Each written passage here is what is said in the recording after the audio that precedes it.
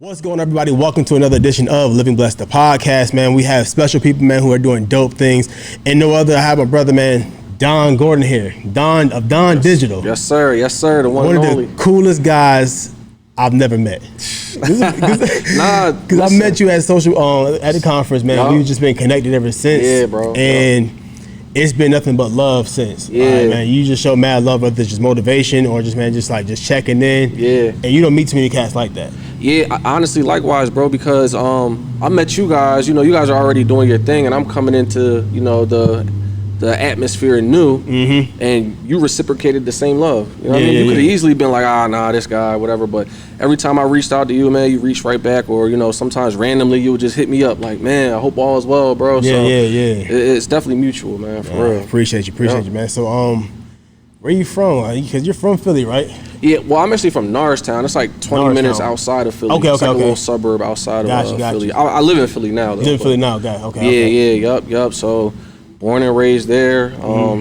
Live with my pops. You know what I mean? Pretty much the same story as everybody else. You know what I'm saying? My dad worked a regular job. Parents divorced when I got young. Okay. You know what I mean? So, I got two sisters, two stepbrothers. So, my sisters grew up with my mom. My mom, it was like a nasty situation with my parents. My mom decided to, do her thing. She moved to Florida. But we're still super tight. But yeah, so that's pretty much a little bit about like how I was brought up. Okay. So what was it like, divorce happened at what age? I would say I was young, man, maybe like 7 years old. Okay. Yeah. How was that for you as, just going through? Because I know I never experienced divorce personally. I've seen it happen. And are your parents married? Yeah, my parents are married. Yeah, they stay together. Through it all.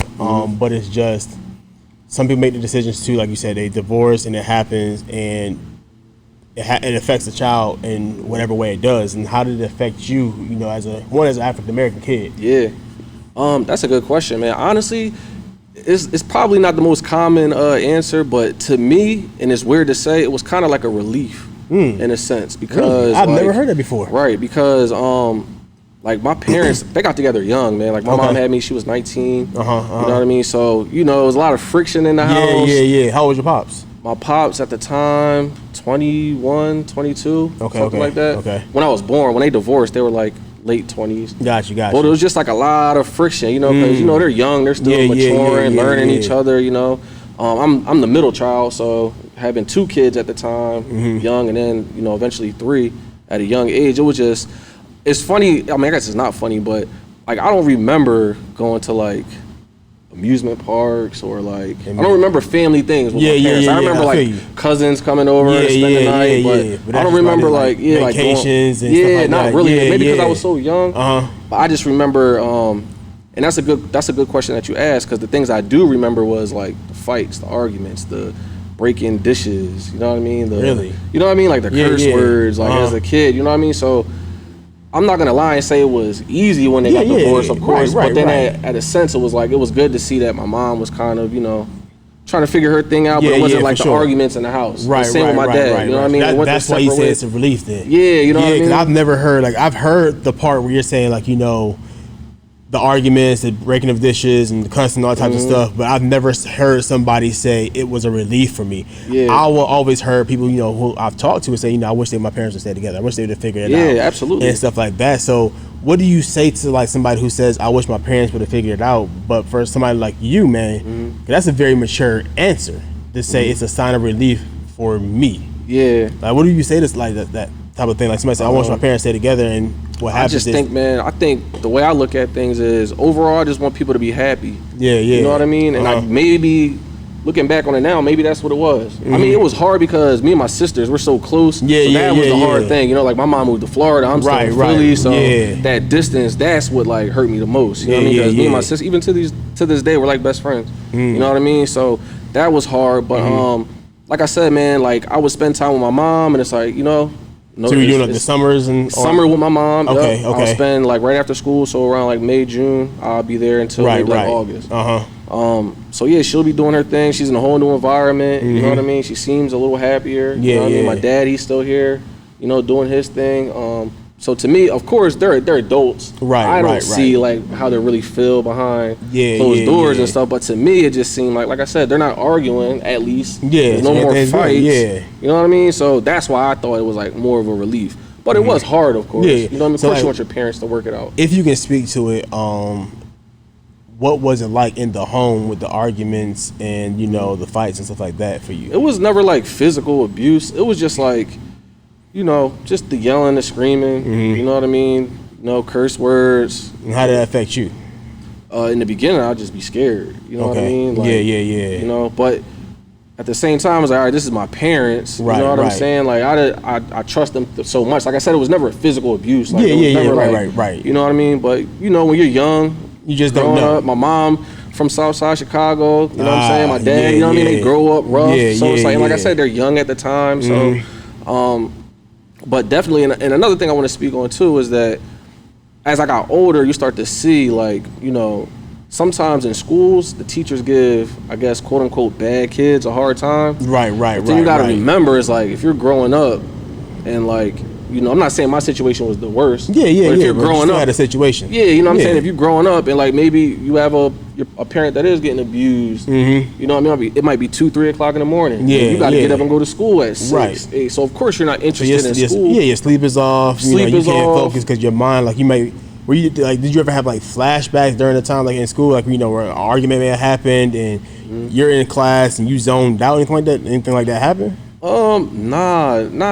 Not necessarily. Okay. I don't know. I've just always been good at like masking my emotions in a sense. So you do think about things, but I don't know. I was just so like I'm like in the moment type guy. Brush it off. Like I'll deal with that when I get home. But I was never I never acted out, lashed out. You know what I mean? Of course I had anger, especially as a kid. Like I'm so mellow now, but as a kid, you're super mellow. I'm such a chill guy, but as a kid, and you start to realize where does that come from? You know what I mean? It's that, and like I say, your parents split, so your mom now she's dating other people. You know what I mean? And my dad, you know what I'm saying? He doing his thing. You know what I mean? Now that's an adjustment. You ever find yourself having to like pick a side? Like, did they have? I was always a mama's boy. Honestly. Okay. So you couldn't tell me nothing about my mom. You know what I mean? She could be dead wrong. You know what I mean? Even to this day, it's to an extent, it's like, dang, that's my mom. Like, I'm always gonna ride. Right. But I never had to pick a side. You know what I mean? Like me and my pops, we best friends. You know what I'm saying? Like, so what's that like? Because a lot of men don't get that.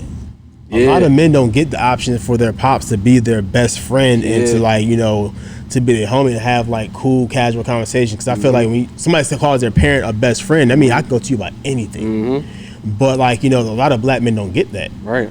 So what is that like, as your father being your best friend and he remained in your life? Because sometimes after divorce, where, because I study trauma, I study like stuff like this in school right now. And when parents split, there's always like a wedge between the child and the parent sometimes. And it kind of just causes like this like weird space. But for you, your dad became your best friend and your mom, like your mama's boy, how is that? I'm not gonna lie, that was probably the toughest thing. You know what I mean? Because it's like I said, I'm a mama's boy. Even when they first divorced, I lived with my mom's for a certain extent. So even then, it's like I think I might have seen my dad on the weekends, or every other weekend or something like that. You know how that arrangement is. So I was more like close to my mom, of course. Right. So like when they split and I stayed back home with my dad, that was more like, all right, now I'm learning this guy. You know what I mean? Now it's like not saying I don't know him, but now it's you like just learn a different side of him. And a different side, right? I'm growing up. I'm becoming a man now. So it was. I think we had to go through that like little friction. As all kids, my pops went through it one time. Exactly, right. So you know how it is, and then eventually, like I had to, realize like, yo, everybody don't got their dad. I got friends that don't got their dad. You know what I mean? Whether he got taken out in the streets or went to jail or just decided not to be in their lives, like. So I had to realize, and then one thing about my parents is they always kept it real with me. They always told me about their past. So I know how my dad grew up. My mom and my dad grew up kind of similar, which is crazy. Very odd. Yeah. Like you don't get that in a black household where your parents are transparent about their backgrounds and where they come from, what happened to them or what they've gone through. That's very odd. And I think that was probably the connection that brought you closer to your parents, because I feel like if anybody can be vulnerable and transparent with me, I automatically have a connection with them. Right. But if I feel you being like shady and real, like, it's like I'm gonna push you away a little bit. That wall comes up. Yeah, that wall comes up, man. So I think that was really dope of your parents, but now I applaud them for that one. For real. Yeah. And those are things I didn't realize until I was a little older. Yeah, of course, you know what I yeah. mean? And then I just started to realize, like, man, I could talk to my mom about anything. Yeah. You know what I mean? She not it doesn't feel weird. It doesn't feel weird. It's like I'm talking to you. Yeah, I'm talking to my bro over there. You know what I'm saying? It's like that's dope. Same with my dad. Like, you know what I mean? But yeah, it's just I started to realize that everybody don't got that. Yeah. You know what I mean? I'm big on gratitude. You know what I'm saying? Like I always think like even my parents, like they don't have to do things. Like you brought me into this world. Anything after that is like that's a blessing. That's a bonus. You don't have to be. You know what I'm saying? That's how I always looked at things. So with my pops, it's just like, man, like, yeah, you brought me into this world, but you could have just left like everybody else. Like your dad wasn't around. Yeah. And sometimes I ask him that, like, you had no type of male figure in your life, but you chose to stay in mine. You think that was the reason why? I think that was a reason why. Okay. You know what I'm saying? And I'm his only boy, so I guess that plays a part in it. Yeah, you know that's what I a mean? big part in that. You know? Also, you think maybe your environment as well? Yeah. Because I've never been to Norristown before. Norristown. My bad. But of course, I've never been to Philly. I want to go, so I'll make a trip. As soon as this whole COVID stuff clear up, man, I'm coming up, man. I'm kicking with my boy. Kick it with me. And then, show me around, man. I don't eat beef or pork, but I'm gonna try Philly. I got you. I feel it's only right. I don't eat that either, so we good. I feel like I got some vegan spots that we really. Yeah. Okay, word. So we're on the same wavelength. But yeah, just like. What is it like? I've driven through Philly, but like it was just like coming from Syracuse to go down south. Yeah, okay. You know what's funny? Cause like I said, my mom, she lives in Florida. She moved to Florida maybe like 2001, 2002. So she's been out there for a while. And it's like, even though she's from there, it's funny when she comes and visits. It's like, you know, down south, it's like space.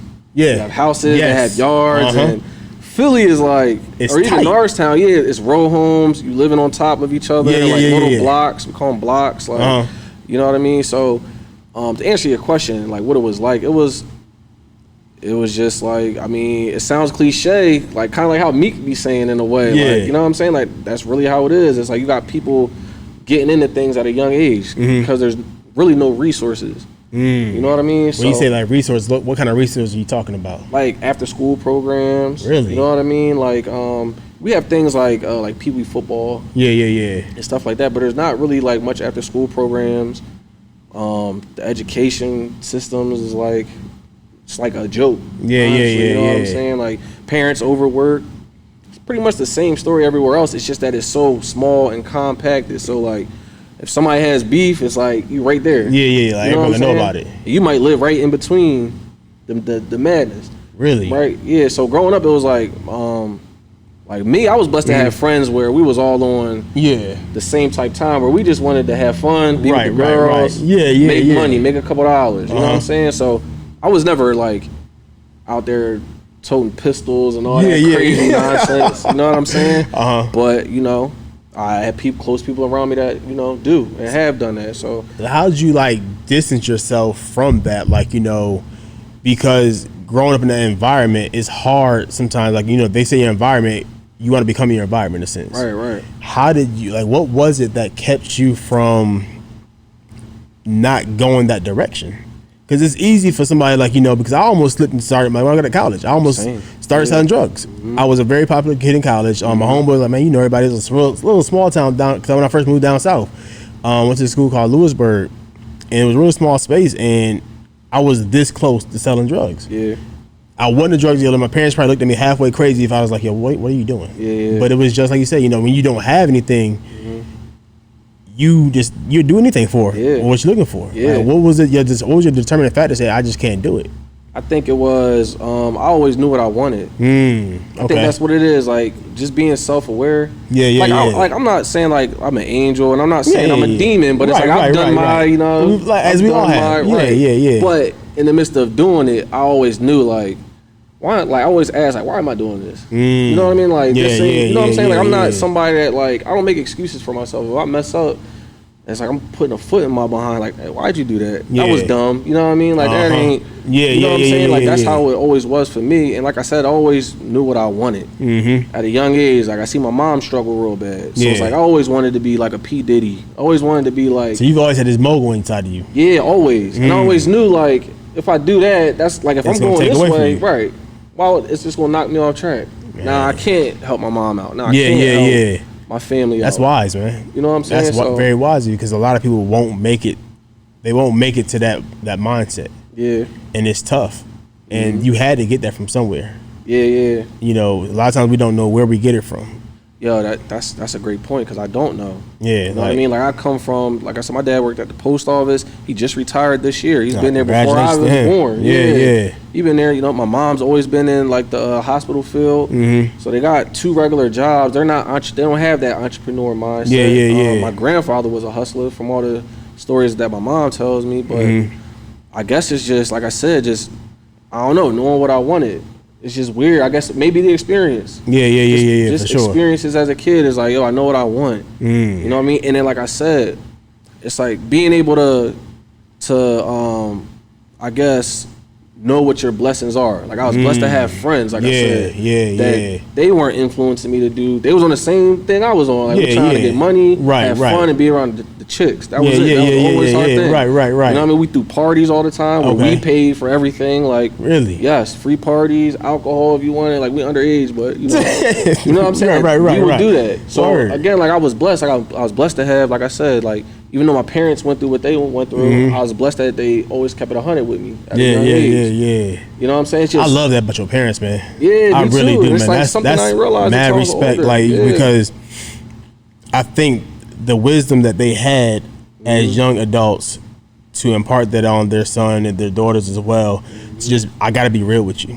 I think sometimes parents feel like they gotta hide stuff from their kids because they don't want that to influence them. But it's just, I believe we learn from other people's mistakes. And I feel like you learn from your parents' mistakes or mishaps, what we want to call them, and it gave you the wisdom to become the guy that we see right here on this podcast today. Because like, you have ambition, you say you want to be like a Diddy, you know, the mogul's inside of you, and you're in an environment that dictates otherwise. And it's just, it takes a strong-willed individual. And I'm not saying like you didn't have your mishaps, of course, we all have them. But it's just, man, I applaud you for real. Oh no, I appreciate that. I applaud you because it takes a lot. It takes That's a lot. what people don't talk about. You know what I mean? That's something that I say too. Like, it's easy if somebody disrespects you to take it to the furthest extent. Hardest thing to do is control your emotions. And normally people that have great control over their emotions are like the most powerful people. I agree. You know what I mean? Like, how could you, like, if you know what makes me upset, you control me, because now you know what button to push. You know, now I'm going to jail. You got me out of here. Right. And you my living whole your life best messed life. up. Right. My life messed up. Because I couldn't control my emotions. Exactly. You know what I mean? man. So like, how did you begin to start controlling your emotions? It was actually my dad, because I couldn't control my emotions. Really? Yeah. Like, so like, before we get into that, then what were your emotions like? You say they were uncontrollable. Yeah, I wouldn't say uncontrollable. It was just that when things trigger me, I would just like act out of my character. You know what I'm saying? Like I said, I'm a real mellow person, so like my 10, it takes me a lot to get to my 10. Right. But it's just like, I would have a short fuse. Like, the smallest thing would irritate me, and I'm either like raising my voice, yelling, or. Do you think like the smallest thing irritating you think is from a lot of built up aggression that you just never really put out? Yeah, I think so. I never even really like. Like, even, I guess,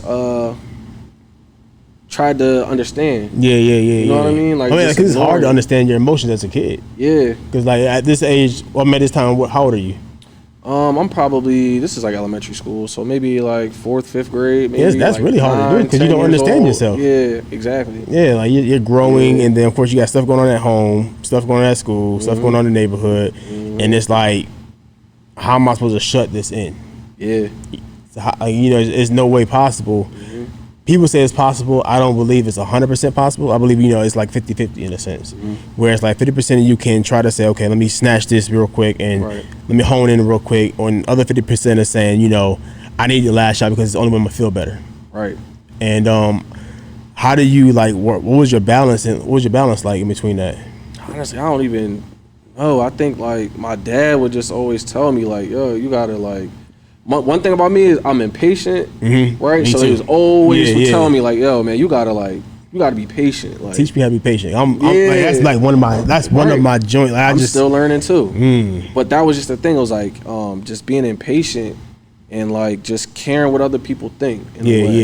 because as a kid, everybody wants to be liked. Yeah, you know what I mean? Yeah, so it's like, you know, and most importantly, you always said like be your own man. You know what I'm saying? Those are like the biggest.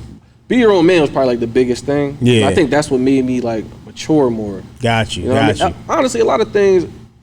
The way my relationship is with my parents is my mom is the one that gives the game verbally. My mom's the one that had me like watching like Roots and like Shaka Zulu and all that. Okay. Reading the Bible and stuff like that. My dad is more so like, just you gotta watch him, watch his moves. Like, got you. He's such a solid guy where it's like, you know what I mean? Like you just, if you paying attention, like you can pick up, you can learn. Pick it up. That's how he is. That's dope. You know what I mean? So when he's like, you know, you got to be your own man. Like my dad, like never drank, never smoked. Like he was an athlete. Like I don't know, he didn't go to college or anything. Like he graduated high school, but he always just did his own thing. You know what I mean? Even when his friends were doing other things, his friends, just like every generation, his friends getting locked up, his friends strung out on drugs. Like, you know what I mean? So in the middle of all that, he's just doing him, going to work every day, coming home, watching ESPN, drink a beer now and again, work out, because that's his thing. Like, he just blocked out the noise. You know what I mean? I don't know if that's like a genetic thing. Maybe it's like, gotta be. You know, I don't know if I just got it from him or what, but like, that's just something that like I just learned to pick up on. I just know like mom's the one that's going, you know what I mean? She's like the fire. You know what I'm saying? My pops is more like the ice. He's just chilling. You know what I'm saying? Like, so just, I guess, just being conscious of that. You know what I mean? Hey, yeah. Solid guy. Solid, man. Listen, I'm gonna introduce you to my pops, man. I gotta meet him. I gotta meet him. You gonna see what you think I'm cool. You gonna be like, oh yeah. Yeah, solid guy. I've seen him on the ground. You know, he posts him on the ground. You go in business and stuff like that. You know, solid guy, man. He raised a solid kid, man. Who's become a great man. And so you're going from. So when did you move from Norristown to Philly? So my mom lived in Philly. She lived in Norristown, moved to Philly. I lived in Philly maybe 2 years. Then she moved from Philly to Florida. Gotcha. I just moved back to Philly last year. Okay. Like I said, Norristown. I was in Norristown. Okay. So I was like I said, it's like 20 minutes. Oh, it's not really like right really far. Yeah, you know yeah. I just got a spot in the city, and you know, it's funny because my friend that's here with me today, he always told me like, yo, bro, come to the city, man. Come get the vibe. You know what I mean? Come get the city vibes and stuff like that. And I'm at my job at the time. Like, I'm struggling. I'm paying rent. I'm in this 650 square foot apartment. I lived there for 4 years. A little smaller up there. You know what I mean? A little small thing, like washer and dryer not working. Like, you know what I'm saying? Going through the boat, Yeah, just trying to figure things out. You know what I mean? Like, cause I always knew, like, yo, I gotta be out here, like, doing something on my own. Yeah, for sure. It took a little longer than I wanted to. Of course, as it always does. You know what I mean? Yeah. But so yeah, then I ended up just, you know, listening to him, moved to the city, got a nice little spot in Fishtown, and just been chilling ever since. Yeah. So you just had a daughter, right? Yeah, July 16th. Congratulations. Thank you. 8:38 p.m. That's my baby. You're a real father. Yeah. Listen, man. How is fatherhood, man? Fatherhood is great. Hey, any concerns? As far as what? Just like being a father, because me being a father, at once upon a time, it scared me, bringing a child into this world that we have today. Because one, it scares me because of what I've experienced in life, and I don't want my child to have to experience that. And then two, it's a crazy world to raise a child in nowadays. Like, you know, when you and I were growing up, it was like things were cool. Like, you know, we had our neighborhood bullies. We had fun. We go to the corner stores and stuff like that. We just kick and play sports, play basketball, go home. That was it. Yeah. That was my childhood. You know, it seemed like yours is pretty similar as well. But nowadays, these kids have so much access to everything. Yeah. Drugs in middle school. I have kids. I used to work with kids. They selling drugs in middle school and elementary school, having sex in elementary school, and it's just like so many things that we weren't thinking about. I wasn't thinking about is now happening. Right. Did you have any of those fears as, you know, a dad, you know, a young dad at that, bringing a daughter into this world? Like, you know, what were your thoughts behind that? Yeah, man, like, man, that's a great question. I do have those fears. I think my biggest fear is, like, what her rights are going to be when she's older. Yeah. Because I have confidence in how I'm going to raise her, and her mom is excellent. Yeah. You know what I'm saying? Like, Word. You know what I mean? That's my wife. So she already like has 2 solid parents. But I think my biggest fear is like, especially having a daughter, because, you know, as a guy, I've had my fair share. Yeah, like you know exactly what you've done with, right. And I think that's why I got one. You know what I mean? Honestly, truth be told, but so I do fear that, but I think that's my job as her dad to give her the game. Early on. You know what I'm saying? Like, and that's kind of how, like I said, that's how my parents were. I think that's kind of how my parenting style would be. Is like, I'll just keep it real from the beginning. Like, of course, in a way that she can understand it. For sure. I can't pour it all on her at once, but I think that like gradually, I got to give her the game. Like, yo, this is what guys mean, or this is how a guy should, you know what I mean, treat you. You know what I'm saying? Like, always, you know, respond more to actions, because guys will say anything. Right. You know what I'm saying? Like, if a guy really likes you, you'll know. You don't even have to second guess. You don't got to be blowing his phone up or subbing him on the internet. You know what I'm saying? You won't know. You know what I'm saying? Like, you're going to know. So I think that, like I said, I'm more fearful of, like, her rights. Because the way the world is going now. Because that's something that I can't control. True. You know what I mean? I can do what I can now as far as her father, giving her the game, you know, building that financial foundation. But, you know, I don't know what the world is going to be like when she's my age. You know what I mean? 30 years from now. What do you want for your child? You know, it's like, you know, how old is she now? She's 7 weeks. She'll be 2 months. She'll be 2 months next week. 16th. You know, is there some things that you said I didn't get as a child that I would love my daughter to have? 2-parent household. Okay. That's what I want. I want my daughter to grow up with her mom and her dad. I want that, like, that old school. You know what I'm saying? Like, and it's like me and my girl, we like a perfect match. You know what I'm saying? How'd y'all meet? Like college. Okay. You know what I mean? We met in college, so, you know, our morals are so similar. Like, we grew up completely different. Really? It's funny. Yeah, we grew up. You got the same morals. Yeah, like I grew up like kind of like rough a little bit. Like, she grew up more like, you know, she grew up in Puerto Rico, so she grew up rough too. Just a different type. You know what I'm saying? But yeah, like morally, we're both like the same. Like, we both believe like what's right is right, what's wrong is wrong. Like, our moral compass is it's damn near the same. So that's odd that you find something like that. Yeah, so I think that that's what I want for her. I want her to grow up with her parents. You know what I mean? Mom and dad both own businesses. You know what I mean? She sees mom doing her own thing. Because I'm big on that too. I'm not that guy where it's like, I gotta be the head honcho. Like, you know, you be the housewife and I'm the breadwinner. That's dope, man. Because a lot of guys, they think that way, and I think we as men gotta control that, and we gotta put that to the side. I feel like we can do thing. It's definitely an ego thing. It's an ego thing. You know what I mean? You don't want to put your woman on game because you think she's not gonna need you. Right. Because deep down, you know that's all you're giving her is the money. True. You know what I mean? Yeah. Like I tell my girl all the time. Like, I'm always trying to get her to, you know, putting her on new books to read, buying courses. And she has a business now?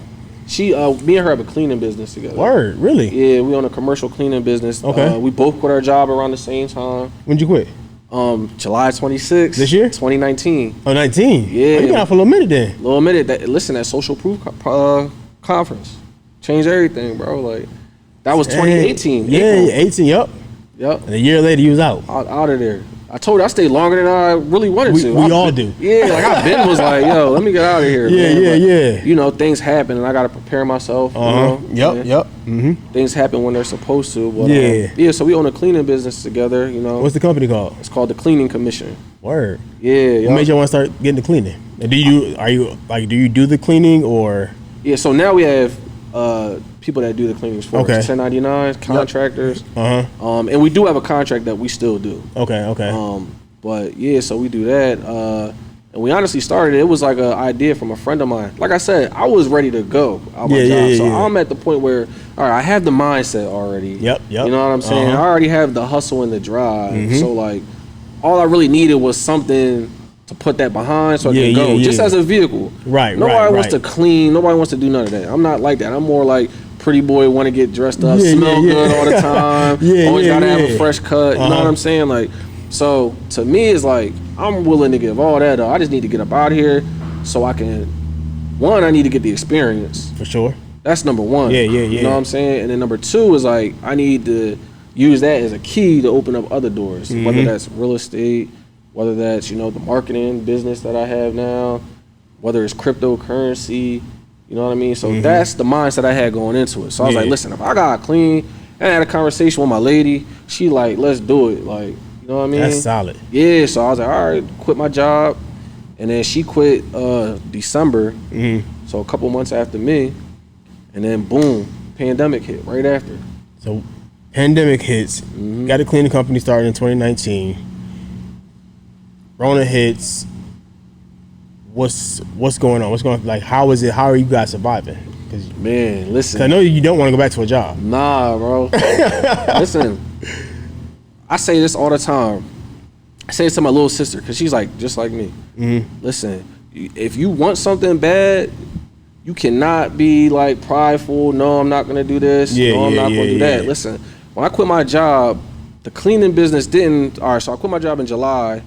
I didn't really get my first contract till like October, November. So what you doing from in between time? I'm doing Amazon Flex. I'm doing, my homie put me on to, this is funny, selling coupons out of newspapers, like the inserts. You're selling coupons out of newspapers? Listen, bro, there's people making hundreds of thousands of dollars doing that. My friend put me on. So you were going to get the Sunday paper? But I'm getting it. It's really, it's illegal, honestly, but. It's illegal or legal? It's illegal. We ain't gonna talk about it. No, listen. We can talk about it. All right. But so yeah, you get the Sunday paper, but I'm getting it Wednesday in bulk. I'm not gonna go into too much detail, but in bulk. They're called coupon fairies. Like, you see people that go to, like, they use coupons and they buy all the stuff in bulk. Yeah. So there's like a market for that. So the people who need the coupons to. And you got people who sell them $1 a coupon. There's people that want 1,000 coupons. You know what I'm saying? Or you can sell them 50 cents a coupon, 75 cents a coupon. So I was doing that, and I was doing Amazon Flex. Yeah. Still going door to door, hustling my cleaning business. Like, I'll put on my blazer, literally Monday to Friday. Like, on Sundays, I'll make a list, 20 businesses to go to, 20 Monday all the way to Friday, so 100 a week. So I would do that. That would be my thing. I put on a blazer. I'm going door to door around the neighborhood. Got my business card. I created like door hangers to put on doorknobs. So I'm just hustling the cleaning business, trying to get contracts. But then I'm doing my Amazon Flex, and I'm trying to sell these coupons on Facebook Marketplace. That ended up, you know, I was able to pay my bills, pay my rent. Of course, rent. I was late on rent like 2 months straight. You know what I mean? Like, I'm just gonna be fully transparent. Like, I got a video on my phone, and it's funny. I'm gonna download it, and I don't know what I'm gonna do with it, but something told me to document it. I got a video on my phone where I got the coupons. I ain't have a shape up in like 3-4 months, looking crazy. Like, I'm stressed out. Put up my bank account. I got negative on my bank account. So you hurting? Like, what are you feeling through all of this? I'm feeling like my time is coming. It's like you got the job and the guaranteed check, because that's the hardest part about leaving a job, because that was my hardest thing, was like, I don't know what it's gonna look like. Yeah. And I know the job's provided me the check the 15th and the 30th, because I work for the state. Health insurance, benefits, all that stuff. You quit the job, you're in, you're doing the Flex, Amazon Flex, coupon joint, still trying to, push out the cleaning business out there. But there's also a mental side of everything in entrepreneurship that a lot of people forget about before they jump out there. What was the moment did you have a moment where you almost broke and was like, yo, like, I can't do this no more? Like, did you snap? Did you like have a moment of depression? Like, what was that part like? Because that's a lot, man. Hustling is a lot. Yo, it's a lot. And then you got to add on the lack of sleep on top of all that, because it's like, you don't want to sleep too much. Yeah, because you feel like you're missing out on some things. Yeah, bills got to get paid. But my biggest thing was, man, I didn't want to let my girl down, because it was like, we had that conversation, and like, I know that she like leans on me. Yeah. You know what I mean? For things like that, and she like believes in me and has faith in it. So I just didn't, and I would do that if it was like my homie. If me and you did something, and you like, yo, bro, like, I'm leaning on you because this your thing. This is more your lane, like, and then you quit your job and you put it all chips on the table. So for me, it was like, I don't want to let her down. You know what I mean? Because like, I can handle it. Like, if I gotta live in my car, of course it's gonna suck. I'm gonna handle it. Right. That's what I gotta do. Live in my car, go to a homeless shelter, whatever. But I can't have her doing that. Yeah. You know what I'm saying? Yeah, so that was my mindset. That's why I was like selling the coupons and the Amazon and stuff. I never thought like, I never was like, I'm going back to work. Mm-hmm. I knew that I was like, my time is coming. You know what I mean? That was just kept pushing you. Yeah, because I truly believe like once you set your mind to something, like, okay, like I'm big on affirmations, prayer, I'm cool with all that stuff. But it's like, none of that stuff matters if you're not putting in the work. If you don't put that foot forward. You know what I'm saying? Yeah. But that's the secret sauce is like when you saying your affirmations and you putting it out there that this is what I want to do, and then you put that foot forward towards it. That's when it happens. That's when it happens. But you gotta realize they say God don't talk, he whisper. Things get rough for that reason. It's not a coincidence that like, yo, you put your mind to something and then like you go through that little rough patch first. It's like a little test, like, yo, do you really want that? Right, or is it right. like, you know what I mean? And it's also like, all right, you're gonna get to there, but you can't get to that right now because you're not ready. If you go to there right now, it's gonna be catastrophic. So what was it like, you know, if you say, because you just said like, if you go there and you get it now, you're not ready. Not ready. Did you know that you weren't ready for what you have now? Looking back on it, yeah. Okay. I do because, like you said, I come from that 9-to-5 job thing. Like I've always been like a hustler, of course. Yeah. You know what I'm saying? Like me and my friends, we used to sell T-shirts. We squirt paint on T-shirts. Really? Let it dry. We sell it. That was like middle school. Like me and my stepbrothers, we used to sell candy at school. Like selling. So you've had it inside of you. Always. But you know, I went to college, and you know they tell you like, yo, you got to get a job. Like you're spending this money for a reason. Yeah, you spend this money to go out there and get a job. Yeah, like, and it's just that wasn't enough for you. Nah, that wasn't enough, man. Because it's just like I seen my dad wake up 2 o'clock in the morning, 3 o'clock in the morning. He worked at the post office. Yeah, you waking up 2, 3 in the morning every day. Like I seen my mom like work 40, 50, 60 hours and still like can't make ends meet. So for me it was like, like I like that. Like I said, I like to have fun. Like, I like to look good. I like to dress. Like you know what I'm saying? Like I don't want to be just living paycheck to paycheck. And I got this guy like talking over me and stuff. Like even though in my job I'm thriving, like I'm moving up the ladder. And that's why I think like I was always prepared for it, because even at my job I wasn't the guy that went in like and just did the bare minimum. Like I'm always, what's the next promotion? What's the next promotion? I quit actually because I got the highest I could go. I worked in insurance. Oh yeah. So I got to the highest. I was like processing claims and stuff. Like I went to India. They sent me overseas. Really? Yeah, for work, everything. Oh, you were killing it. Yeah, but then it was like it was a ceiling. I couldn't go no further. They're not paying me more, but the workload is definitely double. Yeah. But they're not paying me. They're not compensating me for it. So I was like, if I'm doing all that, if I'm waking up at 4 a.m. every day and coming in on Saturdays, I could do that at my job. I'm working 5 a.m. to like 6 at night. Every day? Monday to Friday, and then I would come in like 6 a.m. on a Saturday. I'd do like a 6 to 12 just for some overtime money. But it's like, damn, if I'm doing that here and I'm making $5,000 a month. Yeah. Imagine if I did that same exact thing for myself. You know what I mean? You can 10x that. Yeah, and the whole time I'm thinking that, boom, Social Proof conference comes up. And I'm like, you know what? I'm going to this. Like, yeah. You know what I mean? And that's when it was like. That's when it really clicked. Like, okay, it clicked. You got something. Yeah, that's when it clicked. Where I was like, real estate and all that other stuff ain't the only way people out here getting money. That's true. 'Cause the way that that conference was. Yeah. You setting up. I'm in a room. And I'm telling my man this earlier.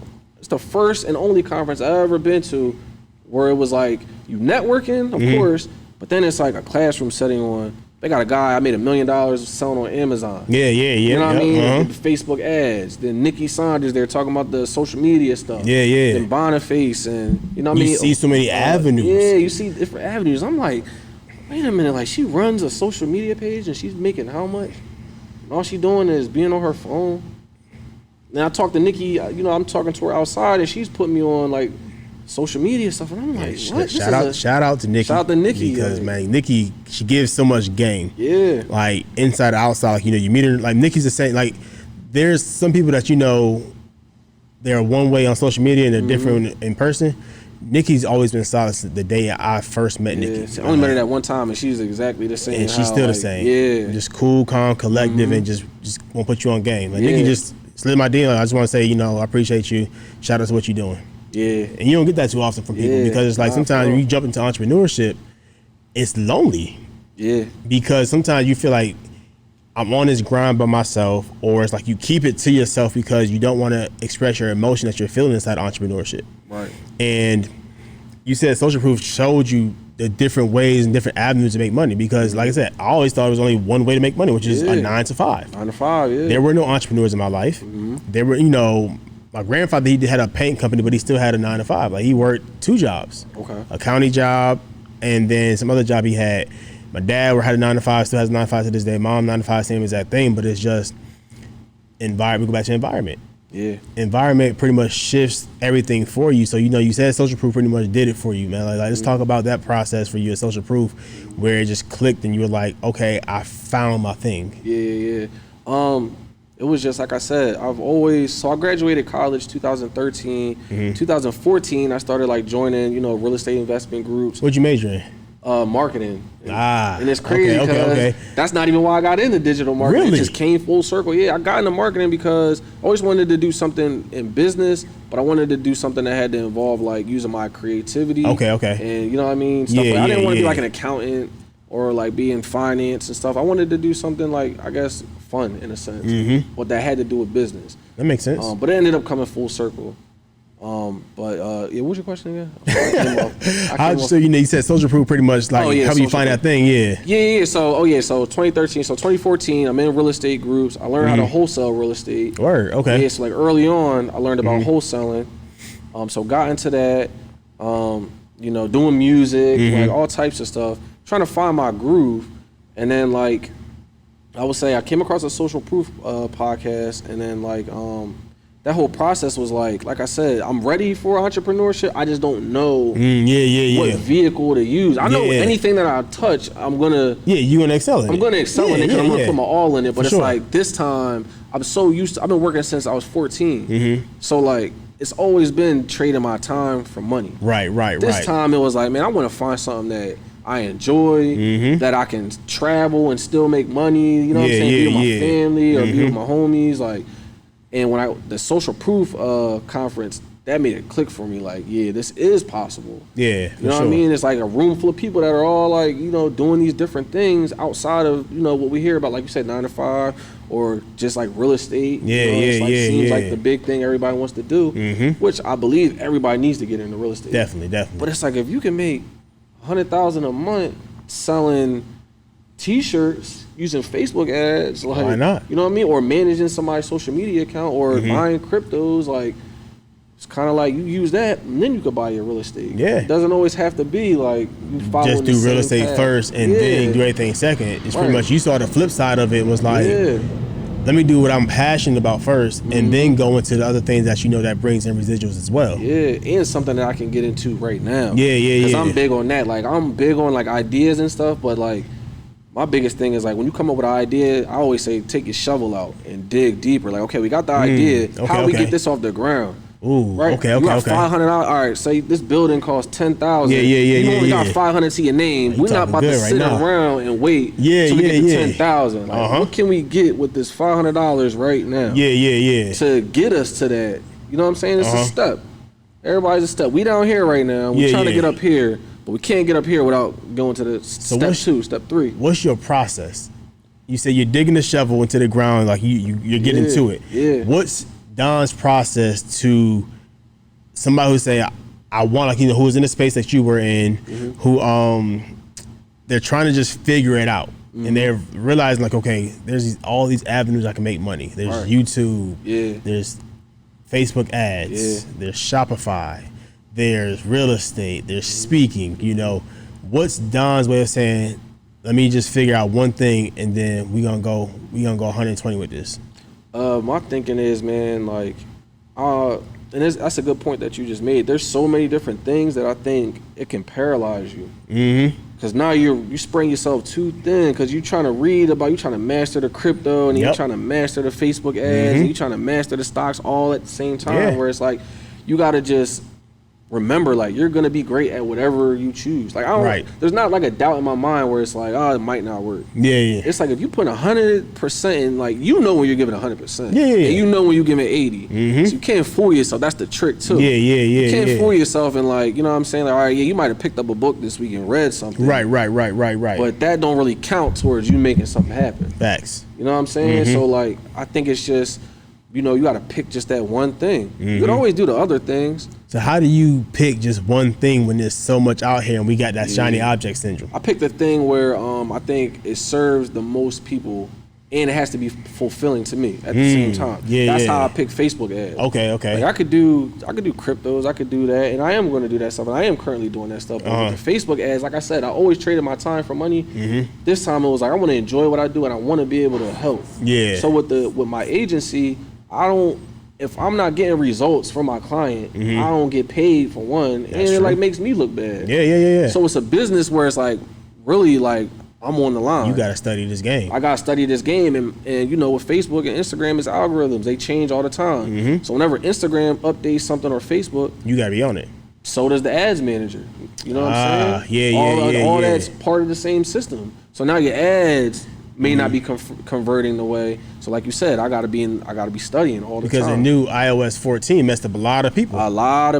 So like, how was that for you and your clients? Actually, we took a hit. I'm not even gonna lie to you. It took a hit because, well, for one, like, if you've been reading about it, like Facebook and Apple, they've been at war for like 10 years. Really? 15 years, yeah. They've been at war for a while. I didn't know that. You know, Apple. That makes sense now, though. Yeah. Listen, Zuckerberg and at the time Steve Jobs, they was always bumping heads. Really? Yeah. So Apple's big on privacy. Yes. Facebook goes against that because of, you know, the way they're able to track our data through the platforms. Right. So of course Facebook brings in so much revenue and it's one of the biggest apps on the App Store. Of course, Apple can't just pull the plug and be like, you know what, we done with Facebook. Yeah. Because Apple really holds the power. They got the App Store. This is true. You know what I'm saying? Yeah. Like, Facebook could try to build an App Store, but it's not going to be an Apple. Right. You know what I'm saying? So they kind of got to bow down. Honestly, they kind of call it checkmate. I wonder what that would be like if Apple was like, "Yo, we got to pull the plug." Yo, it would probably be bad for them too because, like I said, like, Facebook has so much data, even though they're big on privacy. Like, come on now, Siri listens to everything we say. Facts. You know what I mean? Yeah. Like, but I just think it wouldn't be smart for Apple because, like I said, Facebook got so much data. They bring in so much revenue. You know what I mean? It's just that they kind of spank Facebook a little bit. Like, listen, y'all don't want to comply. So now we come out with this iOS 14, which now when you open up a new app or app that you haven't used in a while, it's going to ask you, do you want such and such app to track your data? You push yes or no. Most people are going to push what? No. So now when you're running ads, the biggest thing about ads is being able to track data. So they can no longer throw these ads like, you know, we're sitting here talking about T-shirts. Right. And how all of a sudden randomly I just get a T-shirt ad on my joint. Right. Now you still can. Yeah, but it's just being able to maneuver and pivot around that. So how does that work? So like, how does it work to where you're saying I still can get a T-shirt ad, but Facebook's big on privacy? See, the trick is, right, and this is going to be in my course, but I'm going to give it to you, right? The trick is, right, the issue with Apple and Facebook is Facebook has something called a Facebook Pixel. Right. Yep, which, are you familiar with it? Yeah. Some people might not be familiar with it. So break it down for you. Yeah, right. So a Facebook Pixel is pretty much a code that you embed on your website. So when somebody comes to your website, it'll tell you if a visitor came to your site. It even gives you data like what specific items. So if you're selling your T-shirts, it'll tell you what specific shirts are getting the most traffic. Men versus women, demographics, like a bunch of data. So with the new update, now Apple doesn't allow Facebook to track off of the app. So anything off of Facebook, off limits pretty much, is what Apple is saying. Yeah. Right? Because people are going to your site, and like you said, now they look at a shirt, and now they go on Facebook, and that same shirt is there. That's what the Pixel. But the trick is, and it's kind of what Instagram is doing with trying to I guess incentivize the creator, the entrepreneur. Right? Okay. So what the trick is, you keep the engagement on the app, right? The Pixel still tracks, don't get me wrong. It'll only track the people that allow you to track it. So if most people are saying no, you can have people that are buying still all day, but that data isn't going to transfer over through your Pixel. if they opted out. Now, if they opted in and was like, yeah, sure, track me, then everything's still the same. Right. But like you said, most people are going to say no. So you said the trick is the engagement. The engagement, right? So what you do is you kind of like look at it as your sales funnel. So you want to warm up your funnel, right? So what I'll do is, and this was like a thing that people wouldn't do before iOS 14. It would just be straight conversion. You go straight for the kill, straight for the sell. Yeah. Now it's like you kind of got to warm it up. So now like you will run like a brand awareness campaign where your objective isn't to make money. It's just on this. Let you know that when you see this logo, that's I'm going to put this dope piece of content out. I'm going to send it out there to as many people as possible, and I want as many people as possible to click on my ad, like it, comment, share it. All that data is fair game because it's on the ad. Now I could just retarget those same people the same way I would with the Pixel, right? Of course, we want the Pixel to work. Yeah, for sure. Right? Yeah. But as a workaround, we create more engaging content, which means we provide more value now. And the engaging content is more so like that stuff that's gonna make me stop. Right. Leave a comment. Hit the like, love, share it, all that stuff. So what does that content look like? So what I would say is the content, of course, it has to be appealing to the eye. So you know, you got your colors, you know, your blues, your yellows, your reds, your oranges. But honestly, it's just really giving free value to whatever it is. Like I have an ad running right now, and I'm actually going to do a video about this when I get back home. I have an ad running right now, and one thing about my videos that I like is that I show like I'm spending money too, just like y'all. I see ads all the time. Yeah, sometimes it works and sometimes it don't. I'm not that guy that's going to be like, yo, it's going to work every single time. You're going to spend some money, especially in the beginning, because you got to warm up. So what do you say? So somebody who wants to get into like, you know, the digital aspect of selling their brand or their product or service, what's a nice little number that they need to be ready to invest on Facebook ads? Yeah. I would say, you just do Facebook ads, or you do Facebook and Instagram? Facebook bought Instagram, so whatever you do on Facebook ads, it transfers over to Instagram. Okay. And now I'm getting into TikTok ads. TikTok ads are like what Facebook was in 2016, 2015. Like the numbers are really good. Okay. It's a little cheaper. Like you're like whatever you're targeting, that's what there's no tricks or anything. Like right. It's just gonna eventually it's gonna get watered down. Yeah, for sure. Now I'm getting into it, you know, a little early, so you know, taking advantage of that. But I would just say, as far as a budget, I would just say I say $5 a day, and I always say that. So the $5 a day still works. Yeah, you can go as low as $1 a day, $3 a day, but I keep it at $5 a day only to test. And that's for brand awareness portion only. That's for anything. Really? Yeah. So the selling portion, I can still sell off $5 a day. $5 a day. Because some people say that don't work no more. Nah, it works, but you have to test more. Okay. Like the Facebook ads is about testing. Now the thing about the budget is you spend more.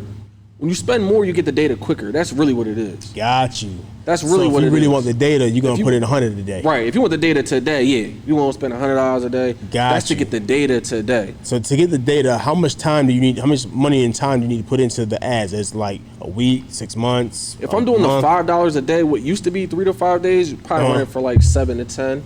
7 to 10 days. Days. Right. Okay. So what you're really looking for is like what's converting. What are people clicking on? Right. So I might run 3 to 5 ads at a time. Okay.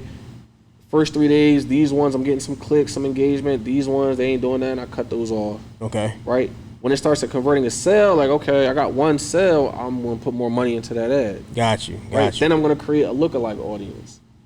Right. So a lookalike audience is what? A lookalike audience is it's the data that Facebook stores on. All right. So say I buy your shirt. And the things that I engage on my social media page is, let's say, Rich Dad Poor Dad.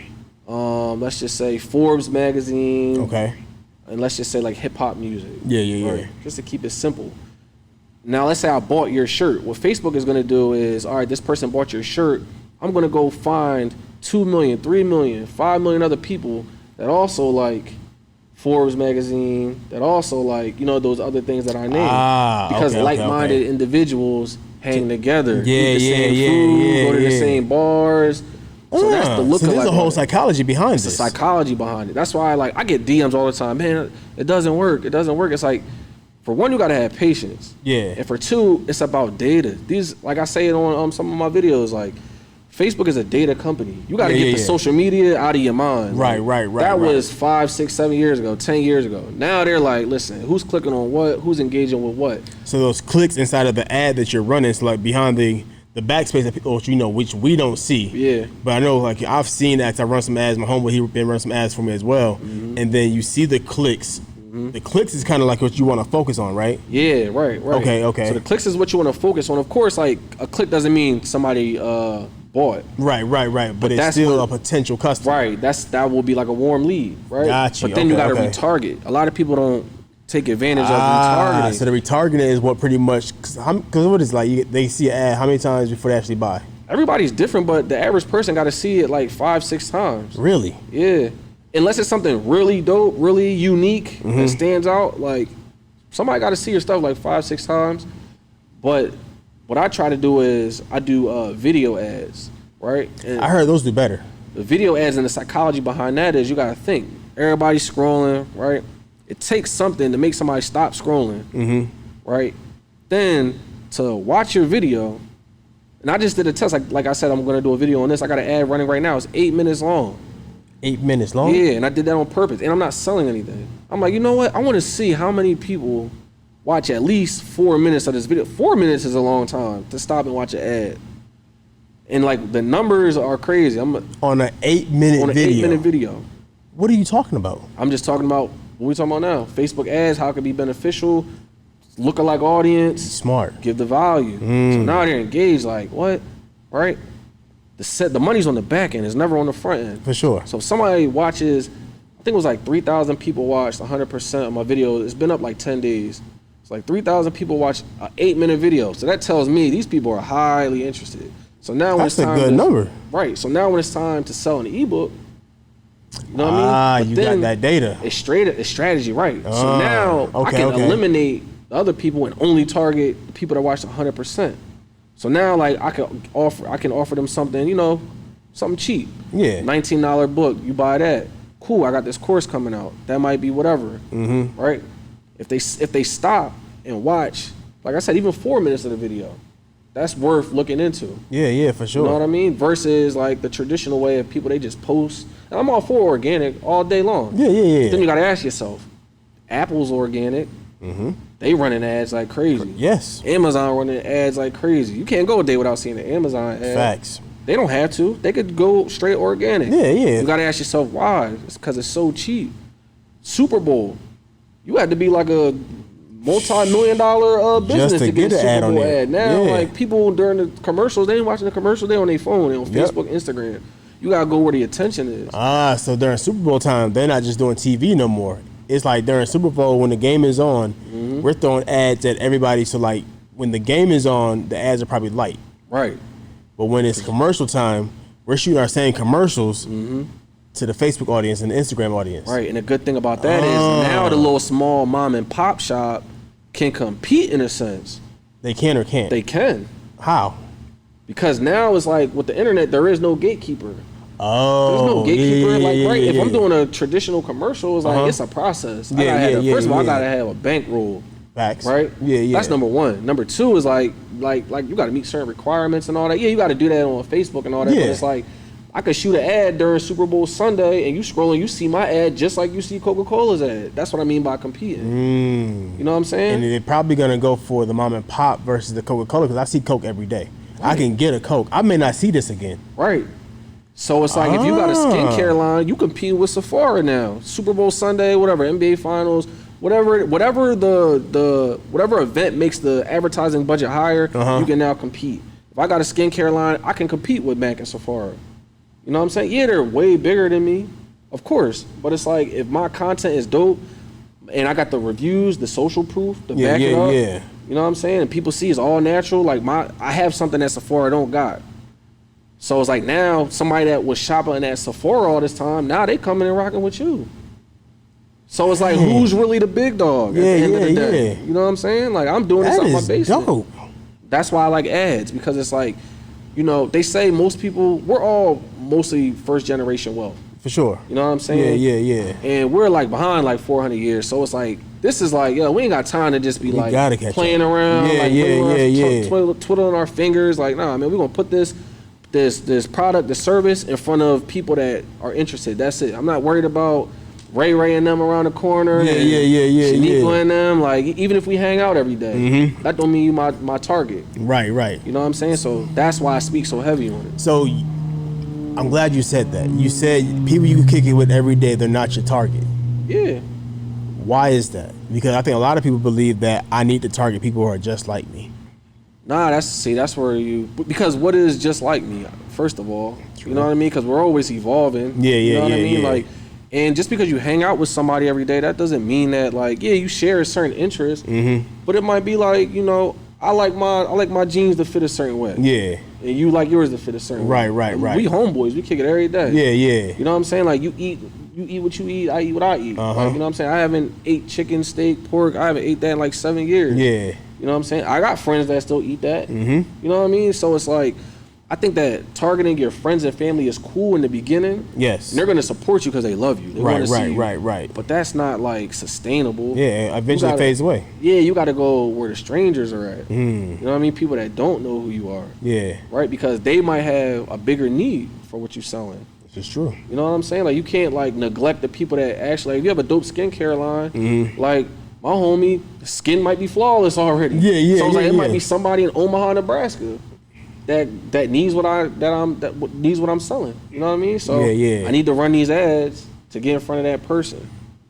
You know what I mean? Because I'm helping them at the end of the day. Right. You know what I mean? But they won't know unless I show them. So you killing the ad game right now. I'm trying, man. Listen, man. It's definitely an everyday grind because things change so much. Yeah. You know what I mean? But it's something that I'm excited about, so I don't mind like researching it. Like, I gotta talk about this stuff all day. Really? I could break down like whatever, you could throw anything, and I'm gonna tell you like how I would run an ad. So is there anything that can't have an ad? Listen, anything that requires a human interaction at the end, you can run an ad on. Really? Yeah, I highly suggest running an ad on it, even if you have a lot of engagement. All right, so I got this video of my homeboy just shot. It's a brand story, and it's not 8 minutes like yours, but my concern was, I was thinking in my head, it needs to be 60 seconds. Okay. And it took us a little bit to shoot the video because in my head I'm thinking it needs to be 60 seconds so I can run this ad because people's not going to watch a video that's, I think it's like 2.5 minutes long. So what you saying that, you had 3,000 people, which is a solid number. Yeah. Watch an 8-minute video. 8-minute video, yeah. It means the sky's the limit. Well, it's not really the limit anymore for your ads. Right. Yeah. And like for your video, I would just say, I wouldn't worry about the time because when it comes to Facebook ads, if you're targeting the right people, they're not going to mind sitting down watching your stuff because that video you made is for them. Yeah. You know what I'm saying? Okay, and that's why I say with ads, it's a lot of testing. You got to see who is this ad really for. In the beginning, you don't know. You're just putting it out there. Right. You put it out there, you spend a couple of dollars, and the data will tell you who's this ad for, who is not. Okay. You know what I'm saying? This group of people, they ain't resonating with it. All right, cool. We cut them off. Now we stack on top of, this demographic right here. Because when you try to market to everybody, you market to no one. You want to find the smallest group possible, right? That'll buy whatever you're putting out because they're so loyal. You're definitely running my ad when I'm ready. Yeah, bro. You're definitely running my ad. Because like it makes sense to work with you. Bro. It makes sense. Outside of just because we're boys, and we know each other, but it's just the value you just provided to the audience, the value you just provided to me, because a lot of things I didn't know. I know a little bit about ads. I've taken some course on ads and stuff like that when I had my clothing brand up and going like hard. But like you said, I had to scale back on a lot of stuff to focus on one thing. Yeah. And the clothing line, I love the clothing line. People love it, but I just can't focus on that. I love it too. Yeah, I love it too. It's still gonna be out there, and I just got to figure out the way to kind of like segue my personal brand that I'm trying to run, and then still with the brand. I think in my head I got it. I just got to kind of sit down a little bit. I got to find like one person here in Atlanta who can just do what I used to do for the brand, so I can focus on my personal brand, and it's still like it all makes sense because the reason I started the brand was because of what I've gone through. Right. Like I've always wanted to do a clothing line, but I wanted it to make sense. I want to be purposeful, and I think through hearing your story of Facebook ads, it just made it make a lot more sense. Yeah. It made it make a lot more sense, man. It's just the data is there. Data is key, man. Like these companies are fighting over data. Really? You know what I mean? Yeah, it's like it's really like priceless information. Mm-hmm. You know what I mean? And I like to say this too. Like these are $1 million systems, right? If you have a Facebook account, like think about it like this: if you start from the bottom, how much money do you think it would take for you to create a system that will tell you exactly when somebody clicks on your post? Not only that, it'll create it'll put your ad in front of millions of other people that share the same exact characteristics as somebody that already purchased from you. Yeah. Like that, right? Where you can retarget, get back in front of people. Like how much money you think that would cost you in your business? Like millions of dollars, but you got it for free. Got it for free. You know what I mean? You on Facebook's Instagram anyway. When I bring up the ads manager, most people are like, what? Like, this is like Facebook? Yeah, you use your regular Facebook credentials and you just log on business.facebook.com. Do you use the what's the joint called? The ad library. I use the ad library. That's another one. I never knew that joint existed. Yo, it's until crazy. The course I took. You heard of Entrepreneur? They got a clothing brand called you had to see their ads be all over the place. Okay, like their ads be on apps. Okay. Their clothing brand is called let me find it real quick. But their ads, like I took their course because they have a faith-based clothing company. And mine is pretty much, in a sense, faith-based as well. Okay. But let me see. Trebeliever. Entrebeliever. I think I have heard that. Yeah. So this is their clothing brand right here. They got like the mercy and the worship and stuff like that. You may have seen their stuff. Yeah. So that's the only reason I found out about the whole ad library and stuff like that. So what I was doing, when my homie, he was running my ads, he would go in there and he would copy, like, because you can pretty much just copy all their stuff in there, right? Yeah. Like the ad library is like a hidden gem. And I use that too. I have a friend of mine. He has like a fitness apparel brand, sells fitness clothing. And what I'll do is I'll go on like Fabletics, right in the ad library. I'll see what Fabletics is doing. I'll see what like New Balance is doing. You know what I mean? What type of like ads they run. You know what I mean? Even when it comes to like putting stuff together on Canva. You know, like, because in the beginning when I was running my ads, I'll put like the 50% off or whatever the deal is. I'll put that in the copy. Then I'm like, let me see what like Fabletics and all them is doing. I saw that they're doing it in the actual like ad pieces that's like being displayed. They'll have somebody jogging and then they'll have the big 50, like something as small as that. Yeah. It's like, it might sound like nothing crazy, but it's like, yo, like that looks more clean and professional. But it's like, it's crazy that even something like the ads library is available to you for free.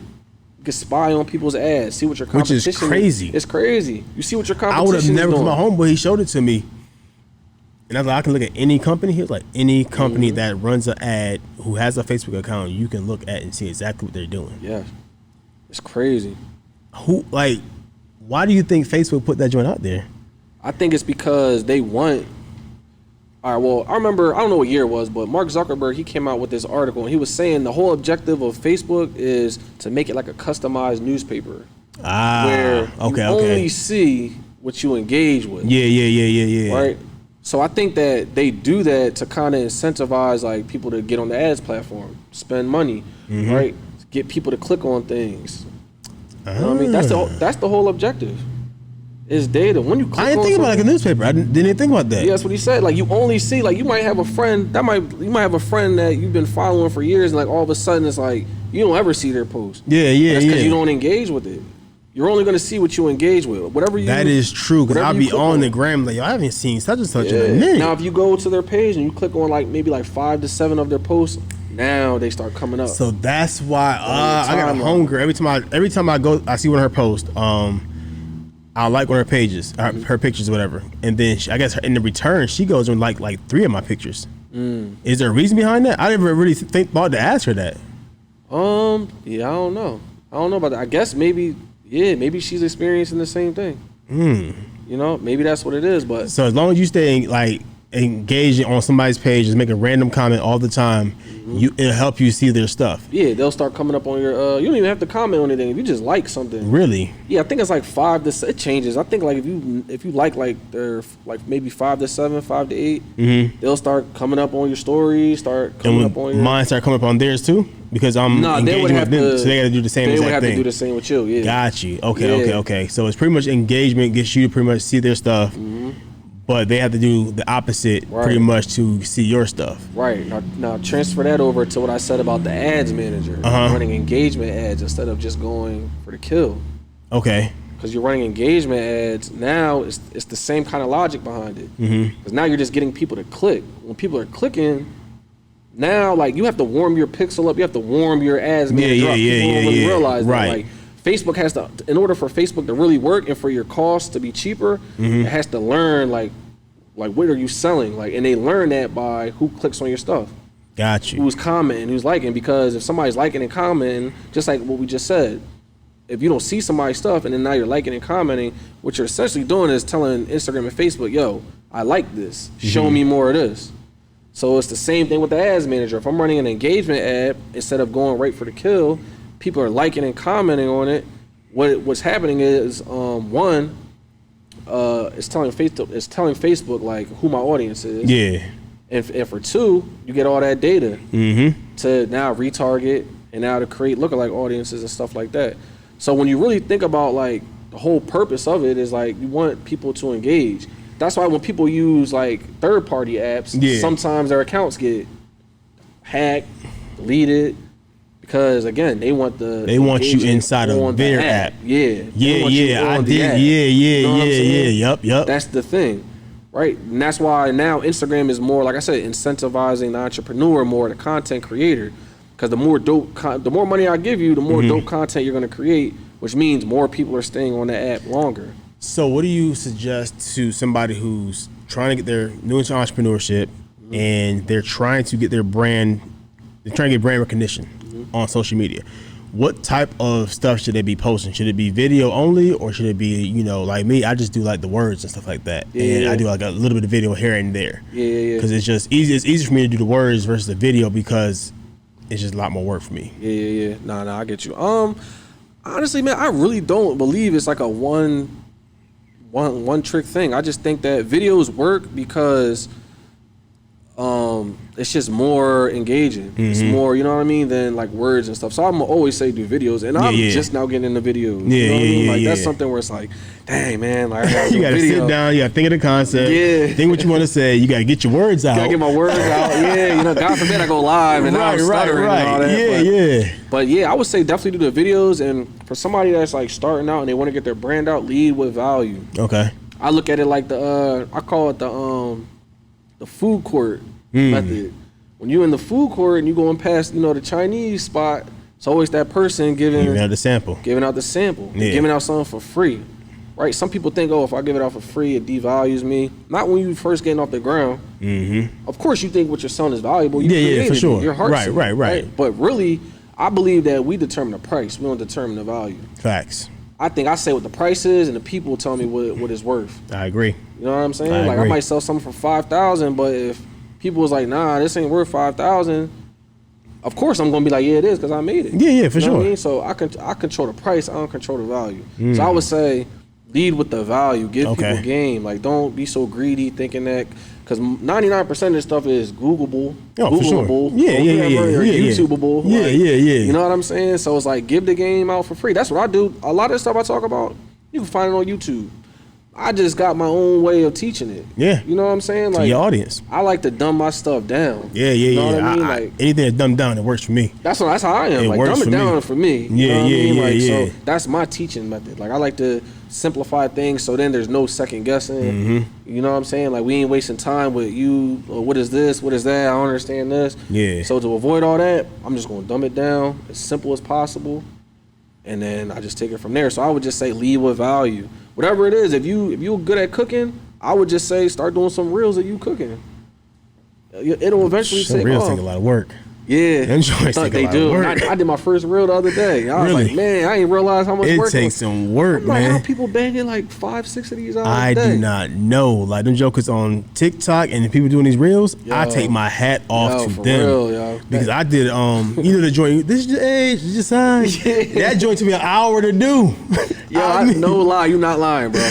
I'm saying, like, you got a time, because I didn't realize I did it right, and then all the words just sitting there the whole video. I'm like, this is not right. That's what I did. I'm saving it to my picture pictures and all that, like trying to edit. Oh man, I'm like, this ain't right. And I realized, you got to go back and you got to time it to be here, and you got to time it here. And I'm like, people sit and do this all day. Like anybody who makes reels, anybody who makes TikToks, and them just like mad creative. Yeah. I don't say anything to them. It's a talent, man. Oh, for sure. And a skill. Yeah. Talent, skill, and you got to be super patient. Yeah, man. I'm not that creative. Yeah, not me either. I'm the copycat. Okay, this is what they did. I'm doing it too. Yo, like, for real. I'm the person. You ain't got to reinvent the wheel. Yeah, bro. I'm just doing the voiceover. Somebody create. I got a sound on there. I'm just gonna pull the sound, do it, and throw it out there. That's it. Yo, that's so funny. You said that. I was saying literally. I did my first reel last week, and I said the same thing. I'm like, I'm going into a thing like, I'm just gonna edit this bad boy up real quick. I'm like, nah, it's a lot to it. Entirely. If you want it to look good. Yeah. Like, look good. If you want to look good, you got to put the work in. But I feel like if you use the sounds that's popular sounds, I feel like that'll get your joint out there too. Yeah. So appreciate you, man. It's been very valuable. I'm gonna do a quick commercial real quick, man. I want you to when we come back, I want you to let the people know where they can find you. Okay. On all social spaces, websites, man.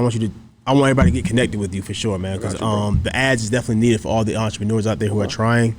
And then, man, just leave us with some value, man. So something encouraging or some type of value that you want to give to people, right? Okay. All right. So this episode, is always sponsored by the Emboldening Institute, man. It's the only club, I would say, only space. It's a safe space, man, where those who have gone through traumatic experiences, they can come through, man, and just get some value of healing. A space where you can find yourself, a space where you can become self-aware. So I got a text community that I started, man. You can text me at 404-476-6780 and just text me the word heal to 404-476-6780, and I send out daily texts to you pretty much on how to overcome trauma, how to just feel good about yourself, how to love yourself better, and we're just a quick little funny something that may just want to inspire your day or to get you going. So text me. Don, man, what you got for us? Hey man, so number one, you guys can find me on Don Digital 215 on Instagram and Facebook. DonDigitalMedia.com. My site isn't active yet. It's edited and all that. I just got to tweak a few things because I do have a course coming out soon. So I'll make my website active as the course comes out. I'm currently looking for 3 new clients for the agency because we're expanding. Okay. I want to work with like a real estate agent. Okay. I want to work with somebody that's selling like an ebook, or I'll use myself as like a case study, but I want to work with somebody else where I could just build their whole funnel out. And then I want to work with somebody that does like like the skin stuff, like what do you call it, like estheticians? Is that the skin stuff? I want to work with somebody like that. So I'm looking for 3 people that fit that criteria. But yeah, that's all my stuff on the social, and Don Digital Media, that's my Instagram page too. I like to give out free videos on like different ad strategies, because I bought course after course on Facebook ads, and one thing that I haven't seen yet is somebody that literally breaks down like, okay, you bake cookies. This is how I would run ads if I was baking cookies. Not only that, if I was slinging them out my kitchen. Right, like so you want your clients to be niched down a little bit. Yeah, like I like it to be, like I said, get the shovel out. And I'm big on what can we do right now. So Facebook ads is something that you could do right now. Yeah. They say you either gonna get your wealth through real estate, stocks, or running a business. Most people, they start off running a business. Marketing is the bloodline to your business. Facts. Right. A lot of people, they start these great ideas and then they quit because it's not getting no traction. They're not getting no sales. So you got to understand the marketing behind it. Like, yeah, I do Facebook ads, but it's really the psychology, like you said, behind it. It's understanding who your customer is. And you don't need a big budget to do that. You know what I mean? There's so many people that got dope ideas, started dope brands, and they don't do it anymore because people just wasn't supporting it. Yeah. But it wasn't that the product wasn't dope. It just was it's in front of the wrong people. Yeah. Right? Like if I live in Philly, you could tell me this is the best cheesesteak in Philly. I don't eat cheesesteaks. So if I don't buy it, does that mean that your cheesesteak not the best in Philly? No. You're just in front of the wrong person, right? So that's my big thing on Facebook ads, man.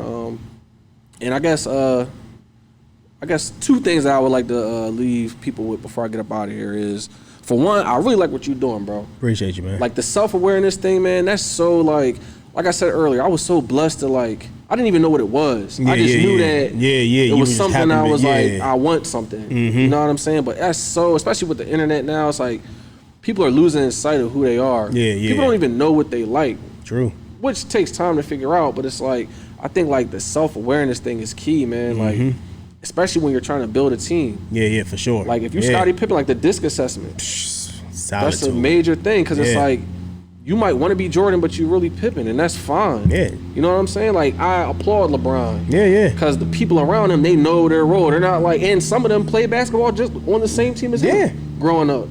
But it's like they know, okay, he got something I don't got. So instead of me trying to throw shade on him and knock him off of his path, play my part. I'm gonna play my part, and they all rich. They all all their families is good. Facts. So I'm big on that. It's like, and that's why I posted about you the other day. I was like, man, I like Joevan, man. He stay in his lane. It's like, I see what you're doing with Shans and everything, and it's you playing your role, but I could see it's like you growing into your space, doing your own thing. You know what I'm saying? Doing it the way you want to do it, not the way everybody else want to do it. So like when you talk about self-awareness and stuff like that, man, that's really key. It's like you don't have to be that number one guy. Like I've been the number one guy, and I've been the number two guy. I've been the number four guy. You know what I mean? In my 9 to 5 and in business. Yeah. Right? It's just you got to be comfortable with who you are. Yeah. You know what I'm saying? You got to know who you are. You can make $100 million and nobody know who you are. That's how I'm trying to make it. I know quite a few people. You know what I'm saying? Are killing it, and they're like super quiet. Yo, you would walk past them, you wouldn't even know. Yeah. You know what I'm saying? Like you wouldn't even know. So it's like just, being self-aware. And number two, the last thing, and I think the most important thing, and it kind of goes back to, again, what you're doing is like, our generation, I think that we have a very important role. Being like the last generation before the technology, right, and understanding things. And I look at it like this with the internet, right? Yes, it has all these wonderful things, but it can be very detrimental too. For sure. If you don't understand how things work. So I use the analogy of, back when people would like smoke cigarettes, drink alcohol.